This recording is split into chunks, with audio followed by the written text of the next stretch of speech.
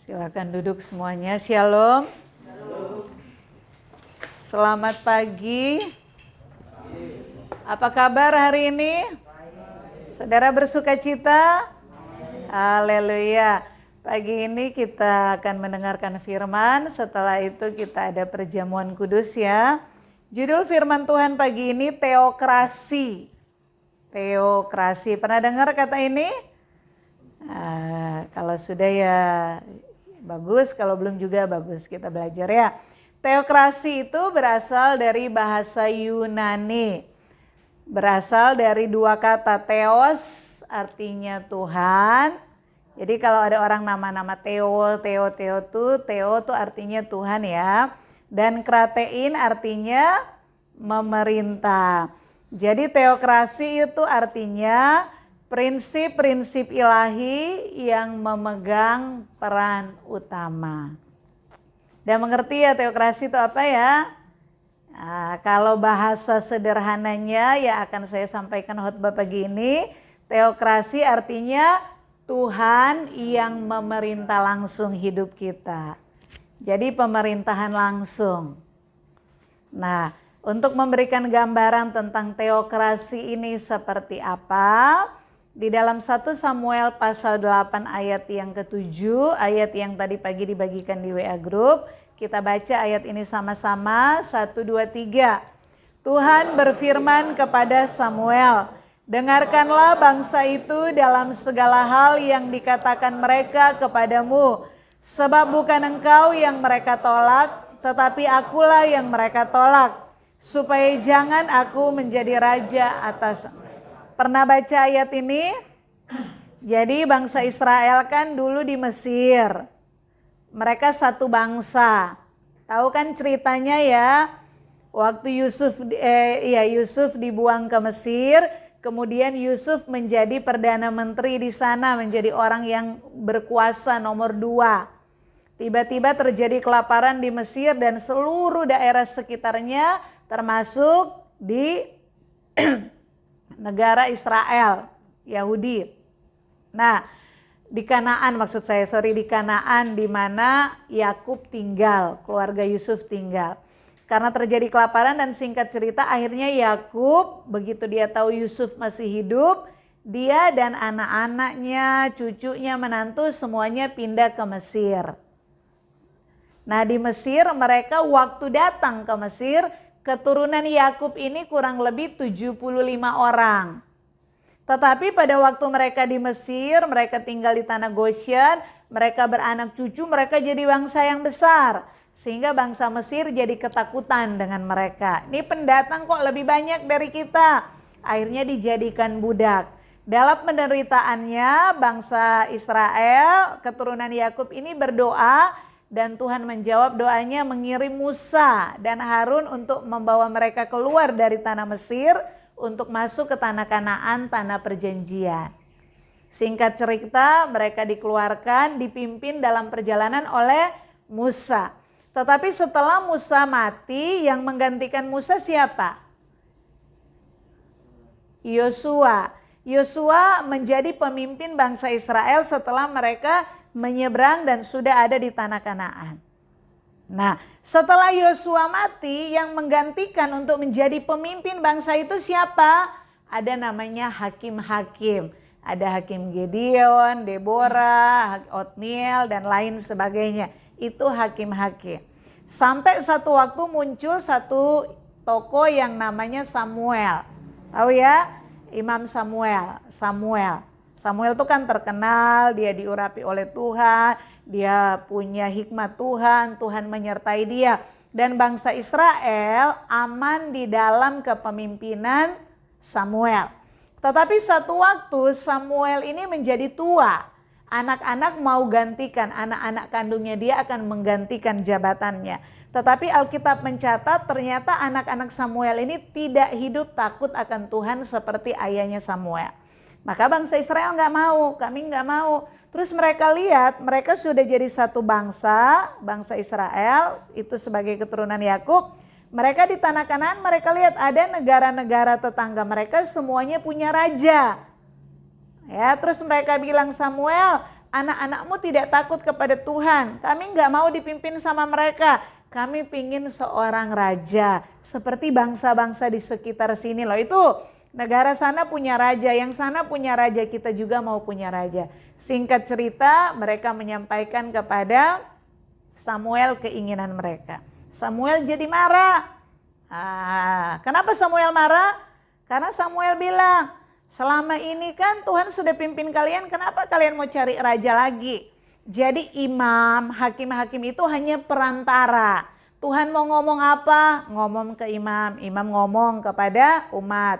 Tuhan mau ngomong apa? Waktu zaman pemerintahan hakim-hakim, ngomong ke hakim-hakim, hakim-hakim ngomong kepada umat. Nanti umat mau ngomong apa? Ngomong ke imam, ngomong ke hakim-hakim.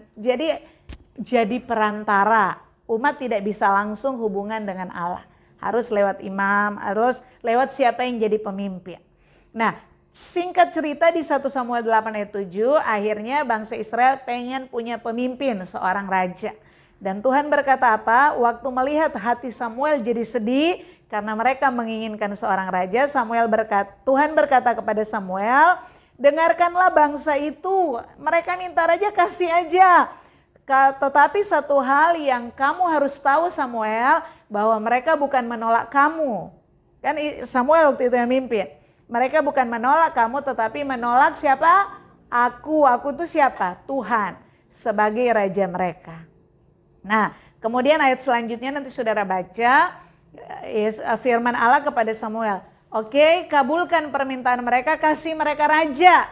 Tetapi mereka harus tahu kalau ada raja, itu ada hak seorang raja, ada kewajiban sebagai rakyat.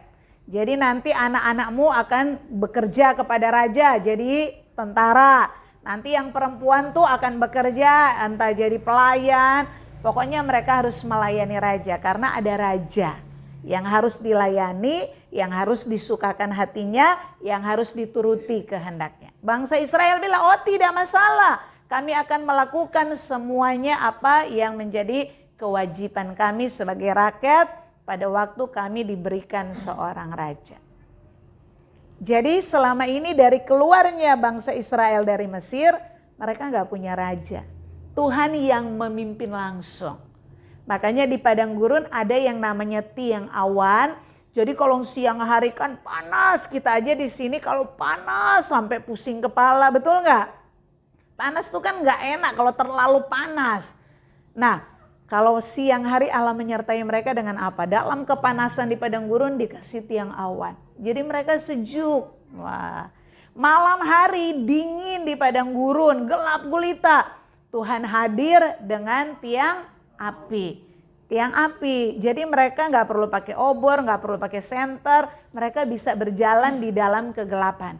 Karena waktu mereka berjalan kan gak selalu siang, kadang malam hari mereka harus berjalan. Kalau Tuhan bilang jalan, jalan.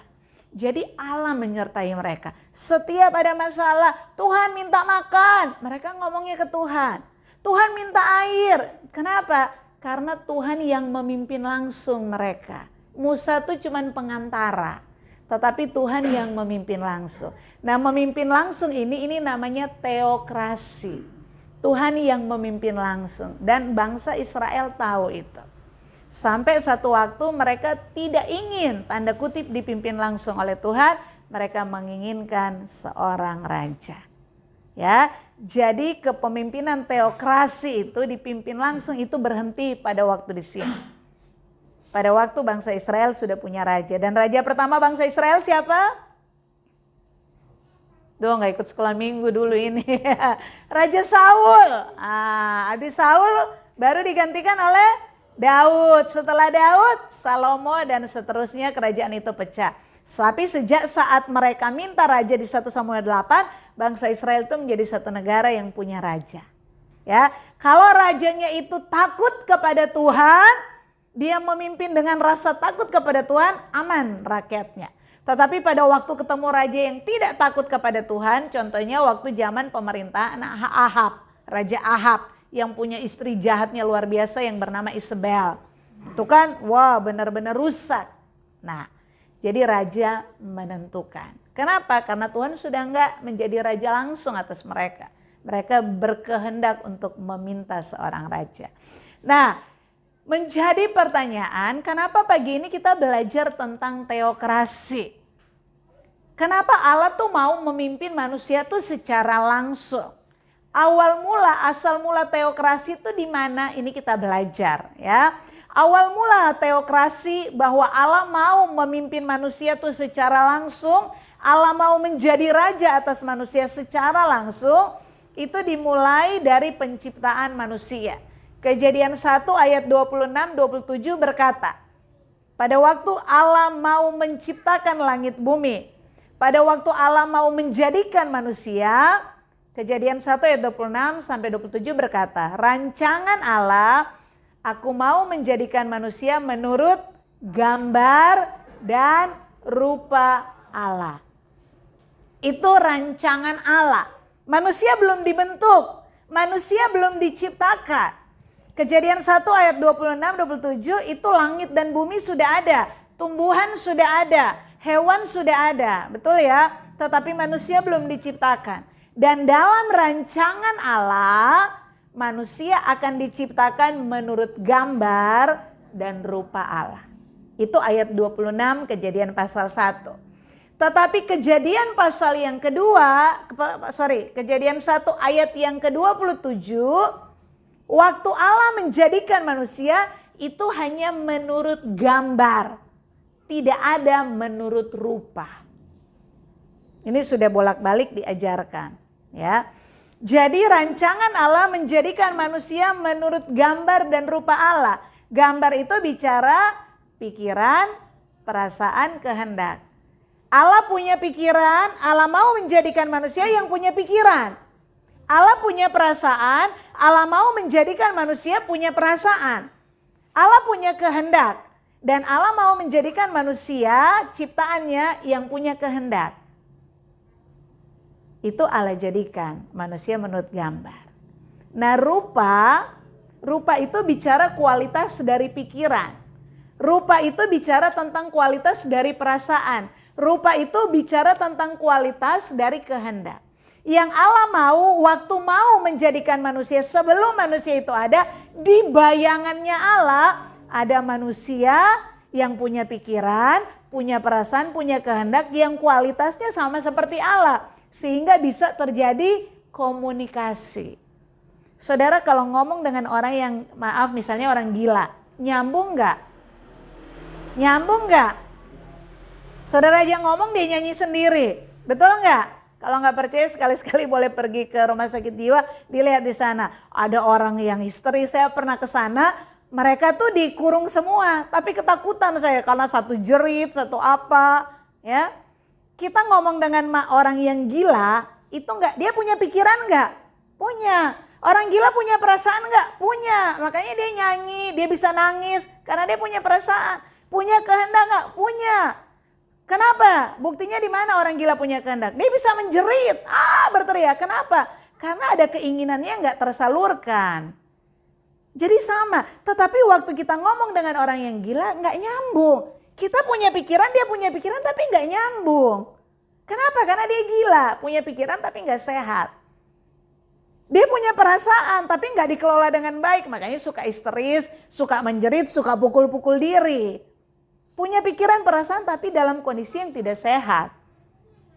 Allah dalam rancangan Allah mau menjadikan manusia ciptaannya punya pikiran, perasaan, kehendak. Itu gambar. Dan Allah mau pikiran, perasaan, kehendak manusia, gambar manusia ini serupa dengan Allah. Punya kualitas seperti Allah. Supaya apa? Supaya bisa nyambung. Manusia punya pikiran, Allah punya pikiran, manusia punya pikiran, nyambung. Manusia bisa ngerti pikiran Allah. Allah punya perasaan, manusia diciptakan dengan gambar yaitu perasaan, supaya bisa mengerti perasaan Allah. Allah punya kehendak, manusia diciptakan dengan kehendak supaya apa? Supaya manusia mengerti kehendak Allah itu apa, dan manusia belajar hidup mengikuti kehendak Allah. Itu tujuan Allah. Tetapi Kejadian 21 ayat 27, waktu Allah menjadikan manusia, manusia hanya dikasih pikiran, perasaan, kehendak. Kehendak, pikiran, perasaan manusia ini belum berkualitas seperti yang Allah kehendaki. Nah, bagaimana manusia bisa memiliki rupa? Bagaimana manusia yang sudah diciptakan bisa memiliki kualitas seperti yang Allah harapkan? Satu, manusia harus berusaha sendiri. Dia harus belajar. Anak yang baru lahir punya pikiran enggak? Punya perasaan enggak? Punya kehendak enggak anak bayi? Punya. Tetapi dia bertumbuh, dia belajar. Oh ini mama, ini papa. Kan dari belajar. Oh ini warna merah, ini warna putih. Oh ini meja, saya nggak boleh berdiri. Kalau berdiri di atas meja jatuh bisa patah tulang. Dari mana dia tahu? Dari belajar. Waktu Allah menjadikan manusia punya pikiran, perasaan, kehendak. Tetapi untuk manusia memiliki kualitas, memiliki rupa seperti Allah, manusia harus belajar. Belajar mendengar firman, belajar mendengar suara Allah. Supaya pikirannya mampu memahami pikiran Allah. Dengan belajar firman, perasaannya bisa mengikuti perasaan Allah. Kehendaknya bisa melakukan apa yang menjadi kehendak Allah. Mengerti sampai sini ya? Ya, amin. Nah, di dalam Kejadian Fatsal yang ketiga, manusia dalam pertumbuhannya, dalam progresivitasnya untuk memiliki kualitas seperti yang Allah harapkan, mereka masih belajar. Tapi mereka disebut anak-anak Allah. Di dalam Kejadian 3 mereka punya hubungan harmonis. Allah bisa ngobrol waktu di Taman Eden, bisa berbicara. Sampai satu waktu manusia jatuh di dalam dosa. Alkitab berkata Adam sembunyi. Kan Tuhan datang mencari, Adam di mana kamu? Berarti biasa kan mereka tanda kutip kalau pakai bahasa bebas, mereka biasa mengobrol, bersekutu. Betul ya? Tetapi waktu itu Allah tidak menemui. Kenapa? Karena Adam sudah jatuh dalam dosa. Nah, dosa itu di dalam Kejadian Fatsal yang ketiga itu disebut hamartia. Dosa itu artinya meleset. Manusia harusnya punya kualitas seperti Allah. Misalnya di sini di level 10, manusia cuma sampai level 5. Alkitab tidak menjelaskan apakah waktu manusia habis atau manusia masih punya waktu tetapi dia sudah nggak bisa mencapai level yang ke-10. Dia hanya ada di level yang 5. Alkitab nggak menjelaskan itu. Tapi Alkitab jelaskan manusia meleset. Dosa meleset. Tidak tepat sasaran. Manusianya stuck. Berhenti di angka 5. Kalau manusia mau memiliki gambar dan rupa Allah, dia harus ada di angka 10. Dan manusia tidak bisa mencapai. Itu yang Alkitab bilang Roma 3:23, manusia kehilangan kemuliaan Allah. Manusia nggak bisa mencapai titik ini. Padahal rancangan Allah waktu menjadikan manusia, manusia ada di titik ini. Supaya dia memiliki gambar dan rupa Allah. Tapi manusia di level 5, di tingkat 5 dia memiliki gambar Allah. Tetapi tidak punya rupa seperti Allah. Rupa itu bicara apa? Rupa itu berbicara tentang kemuliaan. Mengerti sampai sini ya? Jadinya karena manusia di level 5, ini perumpamaan. Allah di level 10, kan jadi gak nyambung. Kayak orang gila, kita berbicara dengan orang gila. Mengerti gak? Kita gak bisa mencapai standarnya, areanya Allah gak bisa. Kalau di kaum muda punya khotbah tadi malam, mereka gak bisa connect lagi. Kehabisan signal. Signal kita cuma sampai di 5 sini loh. Ke-4 bisa, ke-3 bisa, tapi untuk ke-10 gak bisa. Terputus. Mengerti sampai sini ya?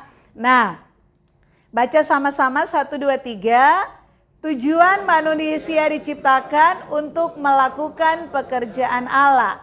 Dirancang menurut gambar dan rupa Allah agar manusia bisa menjadi mitra kerja Allah. Di bawah pemerintahan Allah, manusia bisa menyelesaikan tugas. Kan waktu Allah jadikan manusia ada tujuan dong.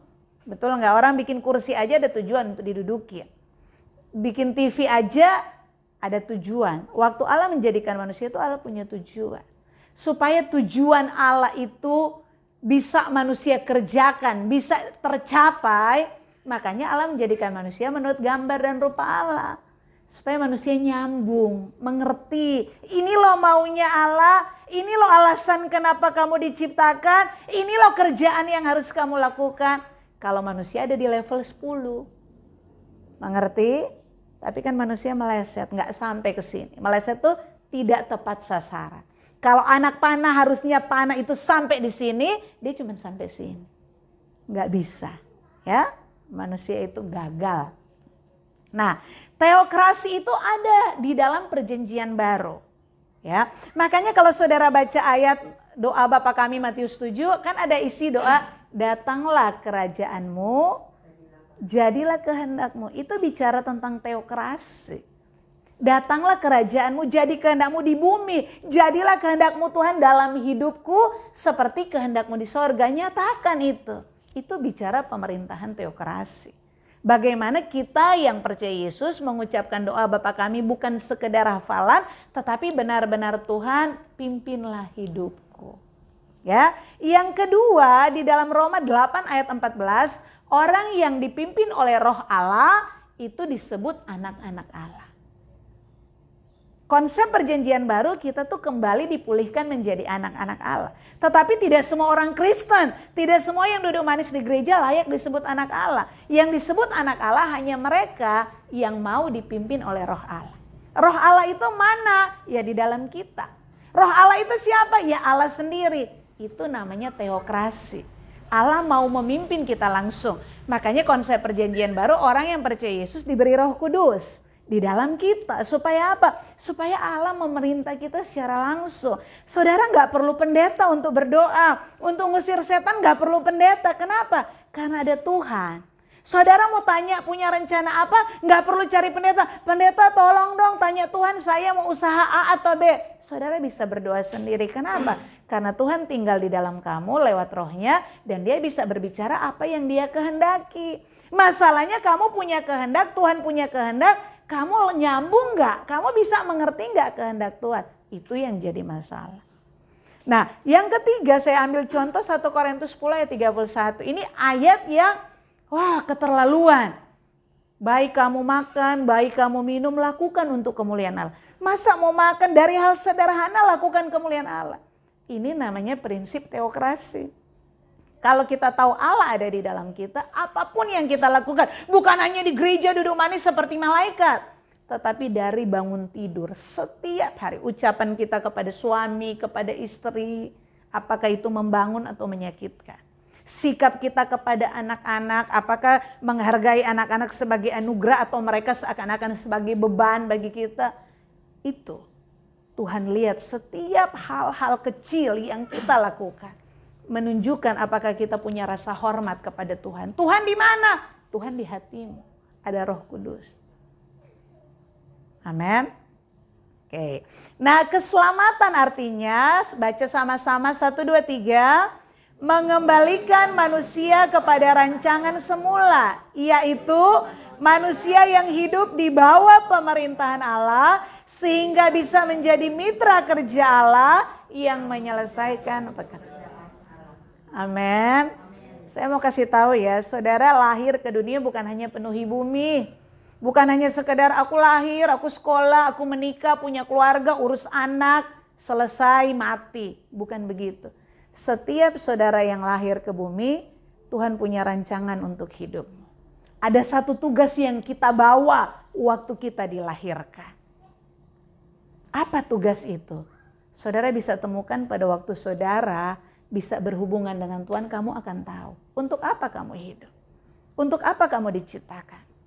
Kalau saudara sudah mengerti tugas yang saudara bawa waktu lahir. Saudara menemukan apa panggilan Tuhan. Tidak harus jadi pendeta. Saudara jadi sales, saudara jadi pekerja, jadi apapun saudara punya bidang-bidang. Tetapi di tempat di mana saudara ditempatkan, orang bisa melihat Tuhan melalui hidupmu. Amin. Karena Tuhan kasih kita di situ. Kadang kita di satu kerja, kok cuman saya Kristen sini ya?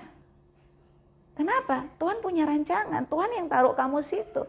Supaya orang bisa melihat siapa Tuhan Yesus lewat hidupmu. Amin. Kenapa ya di satu keluarga kok cuman saya yang jadi Kristen, yang lain kok tetap agamanya? Ya Tuhan punya rancangan. Kalau kamu anggota keluarga yang berbicara, lebih mereka dengar daripada pendeta datang bersaksi tentang Tuhan di rumahmu. Karena beda agama. Mengerti sampai sini? Saudara punya tugas masing-masing loh. Gak usah berpikir yang besar-besar. Dari hal sederhana saudara tinggal di lingkungan. Apakah saudara sudah menunjukkan bahwa kamu tuh anak Tuhan? Saudara ada di lingkungan kerja, apakah saudara sudah bisa menyaksikan siapa Yesus melalui hidupmu? Tuhan taruh kita di tempat di mana itu enggak kebetulan. Entah krisis kita pindah rumah, entah karena PHK akhirnya pindah kos, itu enggak ada yang kebetulan. Kalau kita hidup dalam rancangan Allah. Karena setiap keadaan Allah bekerja untuk menyatakan rencananya melalui hidup kita. Karena di sekitar kita ada banyak orang yang enggak tahu Yesus itu siapa. Di sekitar kita banyak orang yang membutuhkan keselamatan. Dan Tuhan tidak turun dari langit untuk menyatakan keselamatan. Tuhan pakai saudara semua untuk menjadi alat Tuhan. Amin. Makanya kalau ada lihat orang yang berbeda dengan kita, jangan jijik, jangan benci. Terima kasih Tuhan. Nanti di sorga dia bilang, gara-gara saya ketemu Ibu Gea itu loh di kerjaan, saya tahu siapa Yesus. Gara-gara saya ketemu Marcel di sekolah, saya bisa menjadi orang yang diselamatkan. Sekarang jadi perenungan. Kalau pengadilan Tuhan, ada nggak orang yang menyebut gara-gara kamu dia bisa ada di sorga? Itu yang kita perlu kerjakan hari ini. Amin. Oke. Pemulihan teokrasi yang sudah hilang zaman perjanjian lama, itu dipulihkan dalam konsep perjanjian baru. Pemulihan teokrasi, Allah mau memimpin langsung umat manusia, pribadi lepas pribadi, itu sama dengan tujuan Allah waktu menjadikan manusia di Taman Eden, yaitu memiliki gambar dan rupa Allah. Bagaimana caranya pemulihan teokrasi di konsep perjanjian baru? Pemulihan itu cuma ada di perjanjian baru dan di dalam Kristus. Ya, bagian Allah yaitu lewat salib. Salib itu memperdamaikan. Manusia di level 5, tadi saya umpamakan, Allah di level 10. Kehilangan jaringan, kehilangan apa tuh? Nggak bisa connect. Kenapa? Karena manusia berdosa, meleset, dan Allah itu kudus. Sesayang-sayangnya Allah, dia nggak bisa kompromi dengan dosa. Ya, makanya salib itu ada memperdamaikan hubungan yang tadinya kehilangan signal, nyambung loh. Kita kan gini-gini HP, wah ada signal satu loh, jadi dua, jadi wah signalnya penuh. Karena Yesus memperdamaikan. Murka Allah itu diteredupkan dengan kematian dengan darah Yesus di kayu salib. Itu bagian Allah dan bagian Allah sudah selesai. Nah, bagian kita supaya teokrasi dinyatakan dalam hidup saya, supaya Allah memerintah langsung dalam hidup saya, cuman satu syarat, kita harus sempurna. Sempurna itu adalah respon. Yesus sudah mati, sekarang apa responmu? Apa tanggapanmu? Cuman satu, kamu harus sempurna. Supaya Yesus yang sudah memperdamaikan kita di level 5, Allah di level 10, kita bisa mengerti pikiran Allah dan kita bisa terus naik ke level 6, ke level 7 sampai level 10. Itu yang Allah mau. Pada waktu kita ada di level 10, nyambung. Tuhan gak perlu ngomong tapi kita sudah mengerti. Kayak suami istri kan. Suami pulang kerja, belum ngomong apa-apa tapi dilihat, aduh istriku kok kayaknya ada masalah nih. Udah aku diam aja. Atau istri juga begitu, suami pulang kerja, waduh kayaknya suamiku dari raut wajahnya gak menyenangkan. Udah gak usah ngomong dulu deh, biar dia agak reda dulu. Gak perlu ngomong, kita udah bisa tahu. Sekarang kita bisa gak mengerti perasaan Tuhan, pikiran Tuhan, tanpa Tuhan harus berbicara. Itu yang Allah mau. Kita peka, memiliki kepekaan, mengerti pikiran Tuhan, mengerti perasaan Tuhan. Apa maunya Tuhan yang aku harus lakukan. Makanya tuntutan di dalam perjanjian baru, kalau salib itu kan anugerah, itu yang namanya kasih karunia. Bukan karena kita baik, bukan karena perbuatan apa yang kita, tapi itu inisiatif Allah untuk mati di kayu salib. Tetapi bagian kita manusia harus sempurna, makanya ada ayat, kuduslah kamu sebab aku kudus. Di dalam Matius, sempurnalah kamu seperti Bapamu di sorga sempurna. Itu tuntutan. Supaya apa? Supaya kita yang di level 5 bisa naik ke 10. Belajar dari Adam loh. Adam gagal. Kita jangan, kita punya kesempatan. Dan kita ngerti sejarah Adam. Kenapa kita harus puas di angka 5? Kalau kita bisa sampai ke angka yang ke 10. Bagaimana bisa sampai ke angka 10? Berjuang. Sempurna. Hidup tidak bercacat celah. Tidak bercacat celah itu dari hal-hal yang sederhana. Dari ucapan kita, dari pikiran kita, dari setiap hal yang sederhana. Baru membawa kepada kesempurnaan. Ya. Nah, kesimpulan, baca sama-sama 1, 2, 3. Belajar dari kehidupan Adam, jangan sampai waktu kita habis atau masih ada waktu tetapi sudah tidak bisa diperbaiki lagi. Oke, saya jelasin saudara ya. Kenapa Adam itu tidak bisa mencapai gambar dan rupa Allah? Punya gambar tapi tidak punya rupa seperti Allah. Tadi saya sudah katakan yang pertama, Alkitab nggak jelasin. Tetapi kalau kita bisa berandai-andai, yang pertama, Allah punya target waktu. Kamu ada usia 50 tahun di level 1, 60 tahun level 2. Nanti Adam kamu umur 100 tahun, kamu sudah harus ada di level 10. Kalau saudara punya anak bayi kan ada KMS namanya. Kan ada anak baru lahir, 3 bulan dia balik, 8 bulan merangkak, itu ada tahapan. Demikian juga target Allah untuk Adam. Waktu sebelum jatuh dalam dosa, itu sudah ada waktu loh. Allah udah menciptakan matahari dan bulan untuk menentukan hari-hari, tetapi waktu tidak dihitung. Tapi sudah ada waktu. Nah, yang pertama kita tidak tahu apakah ada waktu. Dalam umur segini, Adam kamu sudah harus sampai di level 10. Itu alasan yang pertama. Dan ternyata waktu Adam habis. Sudah 101 tahun masih di level 5. Harusnya 100 tahun dia sudah di level 10. Mengerti sampai sini? Itu pengandaian yang pertama. Makanya Adam disebut meleset. Tidak tepat. Harusnya 100 tahun dia sudah tepat di level 10. Tetapi yang kedua, Adam untuk dia bisa progresivitas terus bertumbuh sampai memiliki rupa, kualitas seperti Allah, dia kan harus mengisi dengan firman.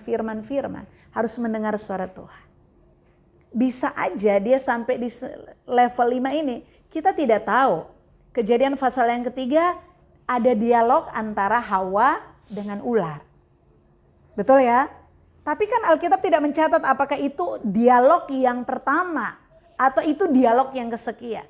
Tetapi gambaran ular berdialog dengan Hawa itu berbicara bagaimana Hawa, bagaimana Adam membuka pikiran untuk diisi dari perkataan-perkataan dari iblis. Padahal seharusnya maunya Allah, mereka hanya mendengar perkataan dari Allah. Makanya saya sudah jelasin di sini bahwa pohon di tengah taman itu bukan pohon secara benar-benar pohon. Itu hanya ilustrasi. Masa orang makan apel, wih aku berdosa. Kan tidak. Itu saya berbicara apa yang masuk di kepala. Makanya Tuhan bilang jangan kamu ke pohon itu. Di situ kamu akan mendengar perkataan-perkataan iblis. Harusnya kamu di sini mendengar perkataan-perkataan Tuhan. Harusnya kamu ada di gereja. Harusnya kamu ikut Zoom, dengar khotbah yang dibagikan. Kamu mengisi. Tapi kenapa kamu buka YouTube tapi untuk hal yang tidak baik? Kenapa kamu buka TV untuk gosip-gosip? Itu kan sama dengan Adam di Taman Eden dan Hawa. Dan isi pikiran itu yang menentukan. Waktu Tuhan melihat ternyata waktunya masih panjang. Adam belum 100 tahun tetapi di 50 tahun dia sudah stuck. Dia udah gak bisa lagi ngerti firman. Makanya disebut berdosa meleset.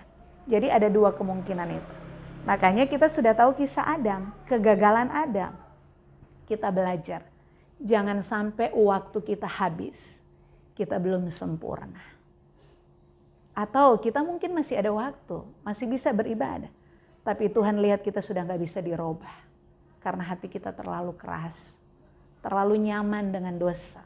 Merasa aku sudah baik, aku gak merugikan.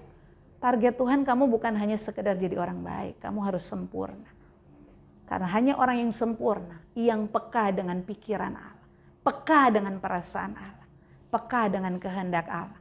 Hanya orang yang sempurna yang tidak bercacat celah, yang mau memberikan hidup untuk melakukan kehendak Allah. Amin.